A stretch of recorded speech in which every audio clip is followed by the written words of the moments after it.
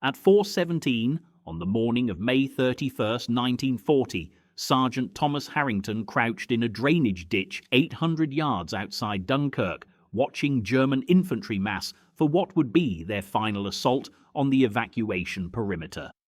34 years old, 12 years in the Royal Engineers, zero authorization for what he was about to do. The Wehrmacht had pushed 3 full battalions into position overnight, approximately 1 to 200 men.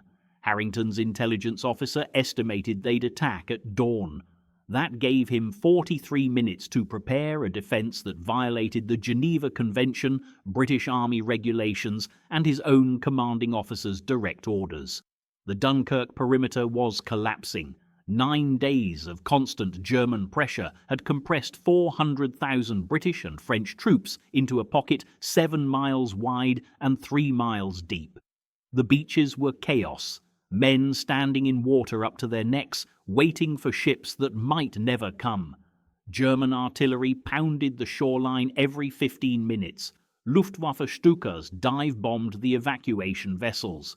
The Royal Navy was pulling men off the beaches as fast as physically possible, but they needed time. Every hour the rearguard held the perimeter meant another 5,000 soldiers evacuated. Harrington's section held the southeastern approach. Canal line position, 200 yards of open farmland between his position and the German assembly area. No cover, no obstacles. Perfect terrain for a massed infantry assault. His commanding officer, Captain William Edmonds, had been explicit during the 0300 briefing. Hold the position until 0600. Then fall back to the secondary line. No heroics, no unauthorized defensive measures, especially no improvised explosives using civilian materials. The British Army had strict regulations about explosive traps. Booby traps using civilian infrastructure were forbidden under international law. Roads, bridges, buildings could be demolished during tactical withdrawal, but only using military explosives properly marked with civilian warnings posted. Harrington's plan violated all 3 requirements. He was going to flood the German assembly area with fuel oil, ignite it remotely, and turn 200 yards of French farmland into an inferno that would consume every man in the kill zone. If you want to see how Harrington's forbidden trap changed the course of the Dunkirk evacuation, please hit that like button. It helps us share more untold stories from the war. Subscribe if you haven't already. Back to Harrington. The fuel oil had come from a destroyed French petroleum depot 3 miles south. Harrington had found it 2 days earlier while scouting fallback positions. The depot had taken a direct hit from German artillery.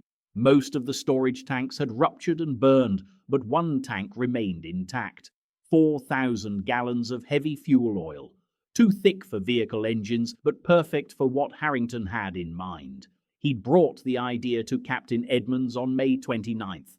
Edmonds had rejected it immediately. Too dangerous. Too unpredictable. Fire couldn't be controlled once started. It might spread to British positions. It might trap retreating soldiers. It definitely violated regulations about civilian property destruction. Harrington had pressed the issue. The German infantry was massing for a breakthrough assault. Intelligence reports indicated they planned to punch through the canal line and reach the beaches within 12 hours. Once they reached the beaches, the evacuation would end.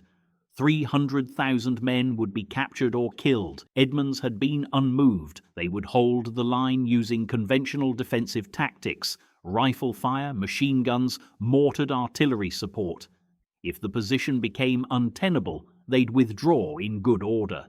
Harrington had saluted and returned to his section. He'd said nothing more about the fuel oil trap, but he hadn't abandoned the idea either. Harrington had joined the Royal Engineers in 1928. He'd spent 12 years building bridges, clearing obstacles, demolishing structures. He understood explosives better than most bomb disposal experts. He'd worked with every type of military explosive: TNT, dynamite, plastic explosive, thermite charges. He knew their blast radiuses, detonation velocities, fragmentation patterns. He also knew their limitations. Military explosives created brief, intense destruction, effective for demolishing bridges or clearing obstacles, less effective for area denial. A TNT charge would blow a crater in the road, kill anyone within 50 feet, then the explosion would be over. German infantry could maneuver around the crater within minutes. Fire was different. Fire spread. Fire consumed oxygen. Fire created psychological effects that explosives couldn't match. Men would advance through artillery fire. They'd cross minefields if ordered, but they wouldn't advance through a wall of flame. Human psychology overrode military discipline when faced with burning death. The plan had formed over 2 days of observation. The German assembly area sat in a natural depression, slight slope running downhill towards the canal line. Water table was high. The fields were already waterlogged from spring rains. Heavy fuel oil was denser than water. It would float on the surface, spread across the entire depression. One ignition point and the whole area would become an inferno. Harrington had sketched the calculations in his notebook. 4,000 gallons of fuel oil, spread across approximately 40,000 square feet. That gave him a fuel layer roughly 1 inch deep. Heavy oil burned at 1,200 degrees Fahrenheit. Burn time would be approximately 8 to 12 minutes, long enough to destroy everything in the kill zone, long enough to break the German assault before it reached British positions. The execution required 3 components. First, transport the fuel oil from the depot to the assembly area. Second, spread it across the kill zone without German observers noticing. Third, create a reliable ignition system. Each component presented distinct challenges. Transport was solved with requisitioned civilian vehicles. Harrington had found 2 French fuel tanker trucks abandoned near Burgos. Both were damaged but operational. He'd assigned 4 men from his section to recover them: Corporal Davies, Private Mitchell, Private Henderson, Private O'Connor. All 4 men understood they were working without authorization. Harrington had been explicit. If captured, they were to say nothing about the fuel oil. If questioned by British officers, they were to claim they were scavenging vehicle parts for repairs. The tanker trucks moved at night, 2 trips per truck, 1,000 gallons per trip. They drove without headlights, navigating by moonlight and memory. German artillery controlled most roads after dark, but the farm tracks were still passable.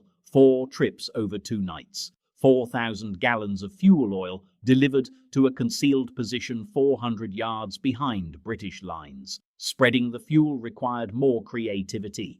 Harrington couldn't simply dump it in the German assembly area. That would be immediately obvious. German reconnaissance would spot it. They'd change their assembly position or delay the assault. He needed to deploy the fuel at the last possible moment, after the Germans had committed to their attack position, but before they launched their assault. The solution was agricultural irrigation ditches. The French farmland was crisscrossed with drainage channels, narrow ditches running perpendicular to the canal line. Harrington spent 8 hours on May 30th mapping the ditch system. He traced every channel, measured every intersection, calculated flow rates and drainage patterns. The ditches formed a natural distribution network.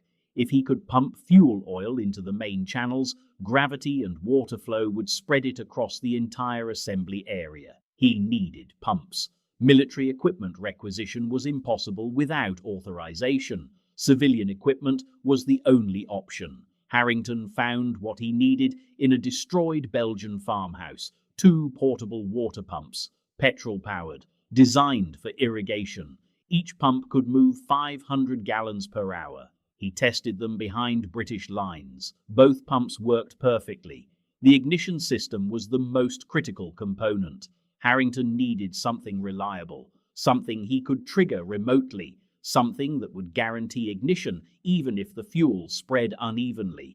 Tracer rounds were the obvious choice. British rifle ammunition included tracer variants: magnesium core, bright visible trail, incendiary on impact. Fire a tracer round into the fuel oil and ignition was guaranteed, but rifle fire required line of sight. If Harrington had to expose himself to fire the ignition round, German snipers would kill him before the fuel ignited. He needed a remote firing system, something he could trigger from cover, something reliable under combat conditions. The answer came from his demolition training. Electrical detonators, standard British Army equipment for controlled demolitions. A detonator connected to a battery pack with insulated wire. Press the trigger and electrical current fires the charge. Harrington modified the system. Instead of a demolition charge, he connected the detonator to a thermite grenade. Thermite burned at 4,500 degrees Fahrenheit, more than hot enough to ignite fuel oil. The grenade would be positioned at the center of the kill zone, wire running back to Harrington's position. When the Germans entered the assembly area, he'd trigger the detonator. Thermite would ignite, fuel would burn, the trap would spring. By the morning of May 31st, everything was ready. 4,000 gallons of fuel oil stored in the tanker trucks, pumps positioned near the main irrigation ditch, thermite grenade placed in the center of the German assembly area, 300 yards of detonation wire running back to British positions. Harrington had worked through the night, installing the final components by moonlight, while German artillery hammered the evacuation beaches 3 miles away. At 0345, German infantry began moving into their assembly position. Harrington watched them through binoculars, 3 battalions, approximately 200 men. They moved in good order, combat formations, experienced troops. They'd been fighting across France for 3 weeks. They knew British defences were collapsing. They knew one more push would reach the beaches. Harrington gave the order at 0400. Corporal Davies started both pumps.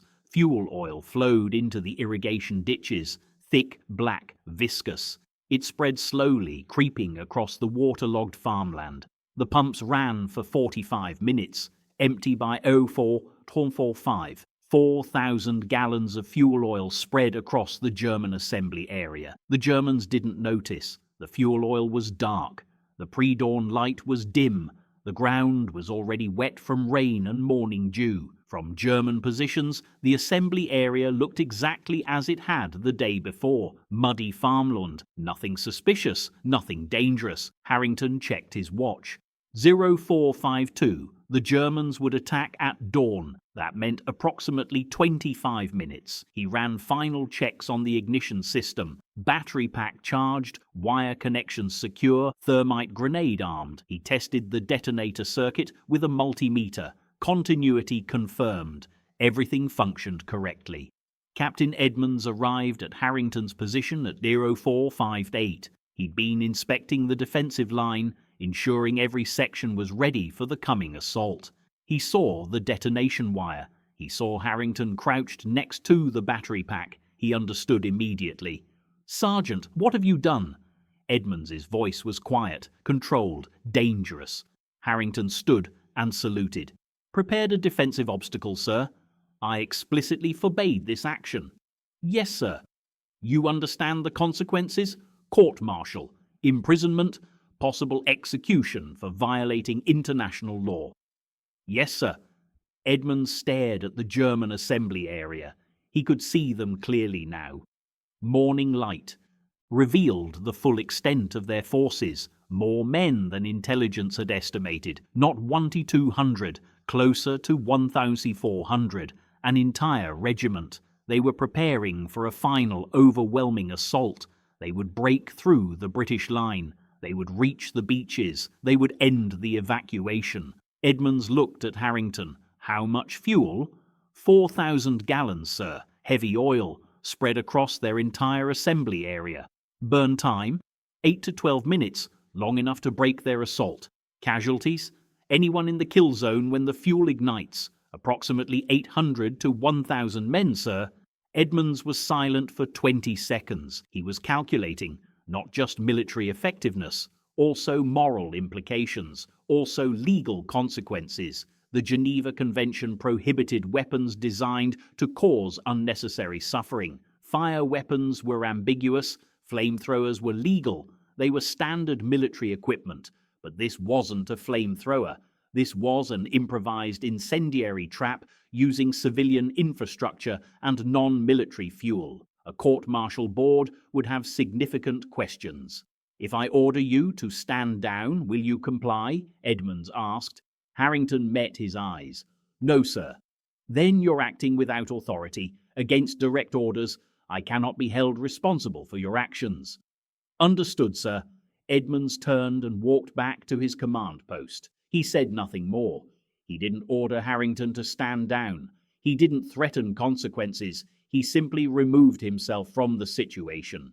If Harrington proceeded, Edmonds could claim ignorance. He could testify he'd explicitly forbidden the action. He could present himself as an officer whose subordinate had acted independently against orders. But he didn't stop Harrington, and Harrington understood why. Edmonds was a professional officer. He followed regulations. He obeyed international law. But he also understood military necessity. 300,000 men were trapped on the beaches. The Royal Navy was evacuating them as fast as possible, but they needed time. Every hour the rearguard held meant more soldiers saved. If Harrington's trap could buy them 2 hours, that was 10,000 men. If it could buy them 4 hours, that was 20,000 men. The math was brutal but clear. Sacrifice 800 German soldiers to save 20,000 British soldiers. Any commander would make that calculation. Edmonds had made it. He'd simply chosen to let Harrington bear the responsibility. At 05:17, the German assault began. Officers shouted orders. Infantry moved from assembly positions towards the canal line. Standard Wehrmacht assault formation. Lead elements advanced in dispersed skirmish lines. Supporting elements followed at 50-yard intervals. Machine gun teams moved into firing positions. Mortar crews prepared to lay suppressive fire on British positions. Harrington waited. The Germans had to commit fully. If he ignited the fuel too early, only the lead elements would be caught. The bulk of the assault force would escape. We needed them all inside the kill zone. He needed them concentrated, committed, unable to retreat quickly. The 1st German infantry crossed into the fuel oil zone at 05:19. They didn't notice. Boots splashing through muddy water were normal. Fuel oil mixed with rainwater looked like dirty puddles. Nothing suspicious, nothing threatening. More men entered the zone. 100, 200, 400. The entire lead battalion committed to the assault. They were 150 yards from British positions. Within effective rifle range, British machine guns opened fire. Germans hit the ground. Some fell wounded. Others sought cover. More infantry pushed forward. This was the critical moment of any assault, overwhelming the defender through momentum and numbers. Harrington placed his hand on the detonator trigger. 600 German soldiers in the kill zone. Not optimal, he wanted 800. But British machine gun fire was heavy. Germans were advancing faster than expected. If he waited much longer, they'd be past the fuel oil zone. The trap would fail. He pressed the trigger at 0521. Electrical current flowed through 300 yards of insulated wire. The thermite grenade detonated. 4,500 degrees of magnesium fire erupted at the center of the German assembly area. Thermite burned through the metal canister. Molten metal splashed onto the fuel oil-covered ground. The ignition wasn't immediate. Thermite fire is concentrated. Small point source. The fuel oil needed to vaporize before it would burn. 3 seconds passed, then 5. Harrington watched through binoculars. Had the fuel spread too thin? Had morning dew diluted it? Had the entire plan failed? At 0521 and 8 seconds, the fuel oil ignited. Fire doesn't explode, it doesn't create a shockwave, it simply appears. One moment the ground is dark, next moment it's burning. The fuel oil ignited in a ring around the thermite grenade. Then the ring expanded. Fire spread outward at walking pace, steady, relentless, inevitable. German soldiers saw the flames and ran. Infantry training includes recognition of immediate threats. Fire is an immediate threat, but they were in the middle of an assault. Combat formations, officers shouting orders, machine gun fire from British positions. The confusion lasted approximately 4 seconds, long enough for the fire to spread across 10,000 square feet, long enough to cut off retreat routes. The Germans in the outer edges of the kill zone escaped. They broke formation and ran. Officers couldn't stop them. Human survival instinct overrode military discipline. Approximately 400 men fled back toward their starting positions. They weren't running towards safety. They were running from fire. The Germans in the center of the kill zone had no escape route. Fire surrounded them, 200 yards in every direction. The fuel oil burned at ground level, flames 3 feet high, not towering inferno, just steady, consuming fire. Thick black smoke rose in columns. The heavy fuel oil created toxic fumes. Men caught in the smoke collapsed within seconds. Respiratory failure, smoke inhalation killed faster than burns. Harrington watched through binoculars. He saw men burning. He saw men suffocating. He saw men trying to run through the flames and collapsing halfway. He'd seen combat before. He'd seen men killed by artillery, by rifle fire, by grenades, but he'd never seen anything like this. This was industrial-scale killing. This was methodical destruction. The fire burned for 11 minutes, exactly within Harrington's calculated range. The fuel oil consumed itself completely. No residual fire, no spreading to British positions. When the flames died, the kill zone was black, scorched earth, bodies everywhere. Approximately 600 men dead. Another 200 wounded severely enough that they couldn't walk. German medics began evacuating casualties at Fame 535. The German assault had broken, completely, decisively. The 3 battalions that had massed for the attack were shattered. Survivors retreated to their starting positions. Officers attempted to reorganize. But combat effectiveness was destroyed. The men had watched 600 comrades burn to death. They'd breathed the smoke. They'd heard the screaming. No amount of officer leadership could make them attack across that ground again. The British line held. German artillery resumed at 0545. Standard procedure after a failed assault. But the German infantry didn't follow up. They'd lost the will to attack. The psychological impact of Harrington's trap was total. Not just the casualties. The method. Fire was primal. Fire was terror. Soldiers could rationalize being shot. They couldn't rationalize being burned alive. Captain Edmonds returned to Harrington's position at Aero 612. The fire was out. Smoke still drifted across the battlefield. German medics worked under white flags, evacuating wounded. British soldiers watched from their positions. No one fired. Informal ceasefire. Respect for medical personnel. Respect for the dead. How many? Edmonds asked. 600 killed, sir. Approximately 200 wounded. Edmonds looked at the devastation. The German assault. Broken, sir. They won't attack again today. You've bought us time? Yes, sir. You've also committed a war crime, Sergeant. When we return to England, if we return, you'll face court-martial. Understood, sir. Edmonds pulled a notebook from his pocket. He wrote for 30 seconds, then tore out the page and handed it to Harrington. My official report will state that you acted against my explicit orders, that I forbade this action, that you proceeded independently. This document confirms that statement. Harrington read the note. It was exactly as Edmonds described, a formal statement absolving Edmonds of responsibility, placing full blame on Harrington. Do you understand what this means? Edmonds asked. It means you're protecting yourself, sir. It means I'm protecting the chain of command. If they court-martial every officer whose subordinate violated regulations during Dunkirk, the entire British Army leadership would be imprisoned.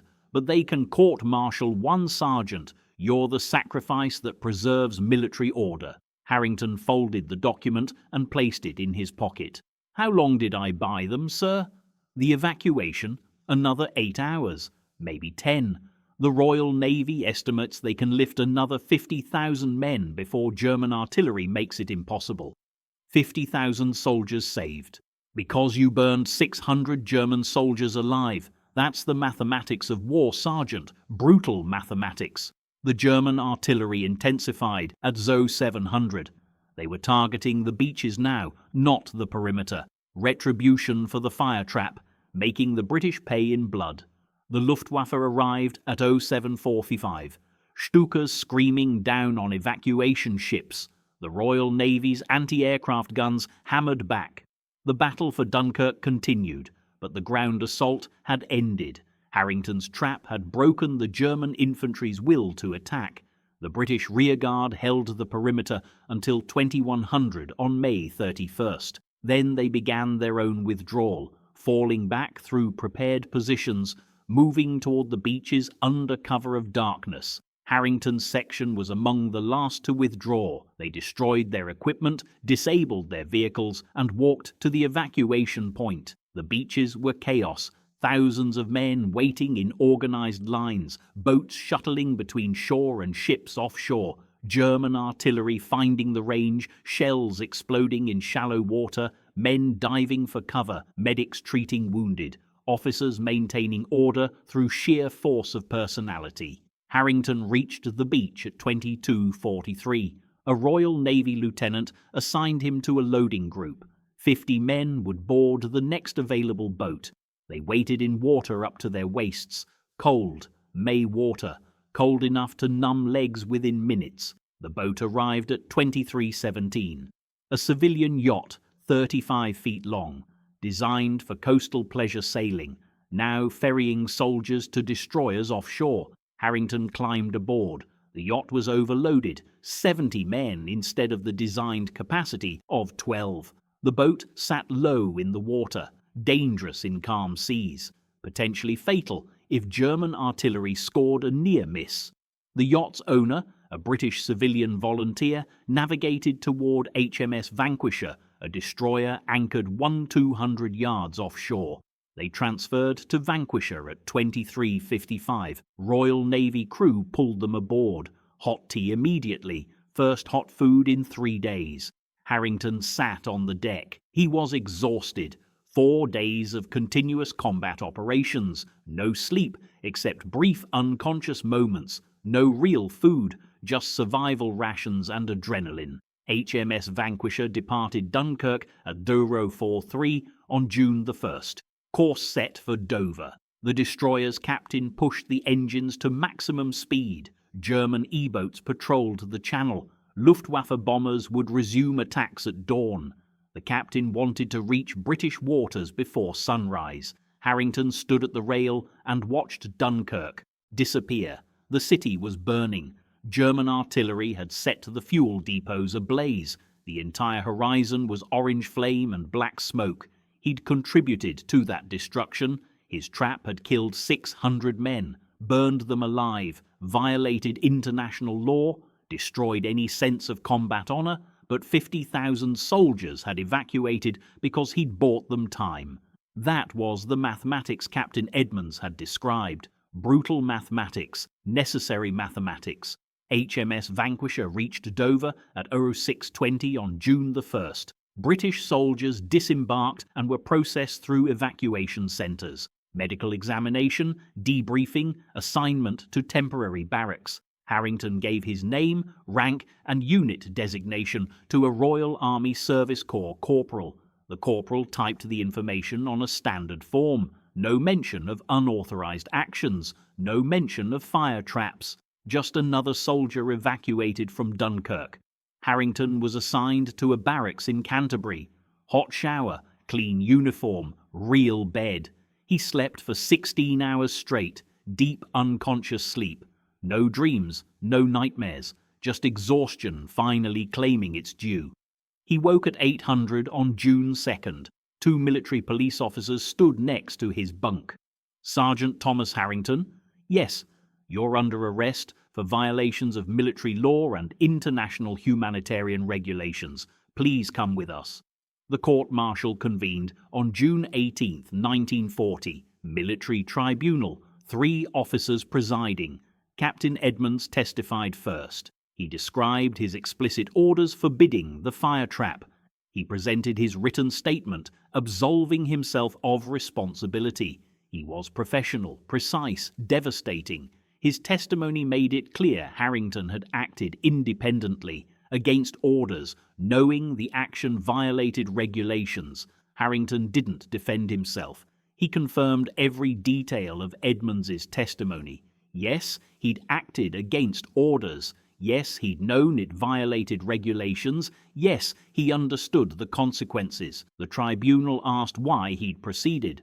Harrington's answer was simple. "I believed it was necessary to save lives, sir."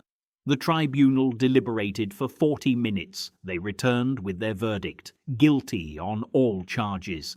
The sentence was harsh: 5 years military imprisonment, dishonorable discharge, loss of pension, loss of military honors. Then something unexpected happened. The presiding officer read a second document, a commendation from the War Office, signed by the Secretary of State for War. It recognized Harrington's actions at Dunkirk as instrumental in enabling the successful evacuation of 50,000 soldiers. The commendation couldn't override the court-martial verdict, but it could modify the sentence. Final sentence: 2 years military imprisonment, suspended, immediate reinstatement to active duty, assignment to bomb disposal operations in London. The tribunal made it clear this was extraordinary leniency.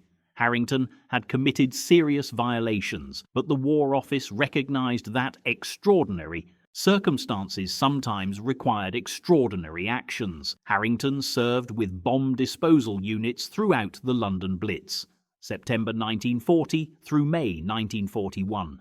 German bombs fell on London every night. Unexploded ordnance littered the city. Someone had to disarm them. Harrington volunteered for the most dangerous assignments. He disarmed 47 unexploded bombs, high-explosive, incendiary, delayed action fuses. Each one was potentially fatal.